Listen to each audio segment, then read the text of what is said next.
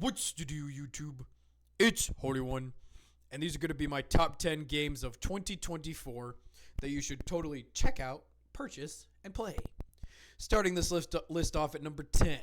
Now, if you guys remember, if you see remakes or remasters at the bottom of my list and wondering why it's not higher, my list focuses on new titles that came out in 2024. So if games on my list might be missing like Persona 4 Reload or Persona 3 Reload or games like that, I like to highlight new games that came out in 2024. So if there's any remakes or remasters and they're near the bottom, it doesn't mean they're worse than the games on this list. It just means they're old games that got remastered. Speaking of remakes, starting this list off at number 10, we have Final Fantasy Rebirth. Now, this, of course, is an episodic remastered. I wouldn't say it's better than remake necessarily, but overall it's really great. Graphics are a little blurry on the PS5, but luckily it's coming to PC in a couple weeks, so when I replay it, I'm probably going to enjoy it even more. I never beat Final Fantasy VII on the PS1. I know, crazy. So the whole story of Final Fantasy VII is new to me, so I'm enjoying it, and obviously you guys will if you're Final Fantasy fans. The combat, they've refined it a little bit since remake. The visuals have taken a little nice bump up, and the content, of course, you can easily sink 100 plus hours into this remake very easily. So cop it on PC when it gets discounted or play it on PS5. Number 9, we have Hellblade II. Now, a lot of you are saying this is a walking, boring simulator. I'm going to tell you right now, I hated Hellblade 1. That game put me to sleep. The combat was clunky, and the talking voices didn't make sense in that game for me. However, Hellblade 2, I like a lot better because it's much more narrative focused, and it does have about maybe 20 to 25% combat. So overall, I enjoyed this one a lot more because they focused more on the story. The visuals are great, and the combat I consider to be even better than the first game because I played the first one. Moving on to number 8, we have another Krabs Treasure, which is a fantastic indie game.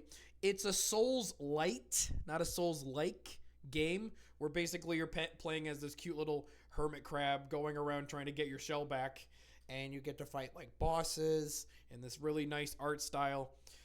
The game has a really cool story where it talks about like the pollution in the ocean and how the sea creatures are going crazy. Very fun indie game. Highly recommend this game, guys. Definitely go check it out. It's like $30. Easily a great game. At number 7, we have Stalker 2 Heart of Chernobyl. Now, this is my first Stalker game that I actually finished. I played the other ones. I didn't finish them. And to make the real Stalker fans told me, I played this game on max difficulty. So I beat the game on max difficulty. It was hard, just like they said, but if you guys know me, I like hard games.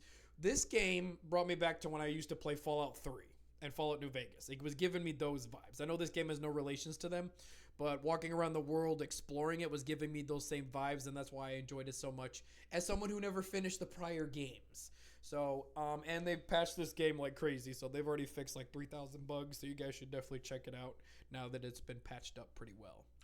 At number 6, of course, we have Astrobot. I love Japan Studios, who is now Team Asobi, who making Astrobot. And Astrobot is a fantastic platformer. It deserves that 90 plus Metacritic. I love the nostalgia factors. They've introduced a lot of new things. And it's one of the only games on PlayStation 5, and eventually it's coming to PC, the director said that actually utilizes the DualSense. So if you have kids or you love platformers like you play Mario or something like that, definitely check out Astrobot. At number 5, we have Grand Blue Fantasy Relink. This is a sequel to a mobile game, which I know you guys are like, what? A mobile game? This game is fantastic. I love the art style. The game runs like absolute dog shit on the console, so absolutely get the PC version. It runs significantly better. The story is short. You could easily beat the story in about maybe 6 to 7 or even 8 hours, depending on the difficulty. But it has a ton of post-game content. Secret ending.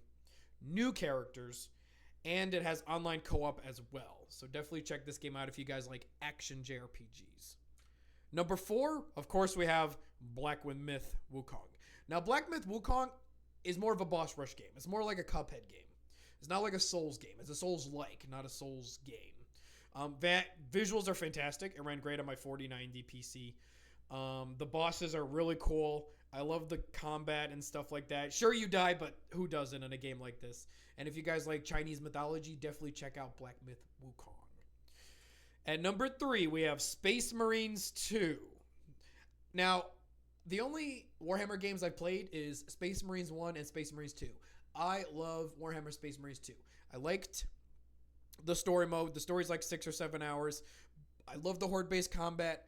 I love the meat and grinding of it. It's giving me 360 game vibes, and I just love that about this game. So if you guys want a mindless, fun game with some aspects to the game, and if you're a Warhammer fan, you already played this game, so definitely check it out.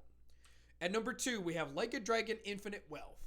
And the last Like a Dragon was my game of the year back in 2020, and this game is my number 2 for this year. This one takes place in Hawaii with Ichiban and his gang, of course. And, of course, you're fighting, like, crime syndicates in Hawaii. It's really fun. And if you guys are fans of Yakuza or Like a Dragon, or you don't like Yakuza or have never played the games, definitely check this out. And at number 1, my goddie for 2024 is, of course, The Legend of Heroes Trails Through Daybreak. And if you haven't played Legend of Heroes, you are not a legendary gamer. So go ahead and play Legend of Heroes Trails Through Daybreak. I don't care if you're a returning fan or you're a new fan to the series. This game kicks off with some great opening scenes, opening acts. Yes, the visuals are not amazing, but if you're a fan of JRPGs, you need to play The Legend of Heroes. So that's my top 10 games list, guys. Let me know what yours are in the comment section below. This is your boy Holyone. Out!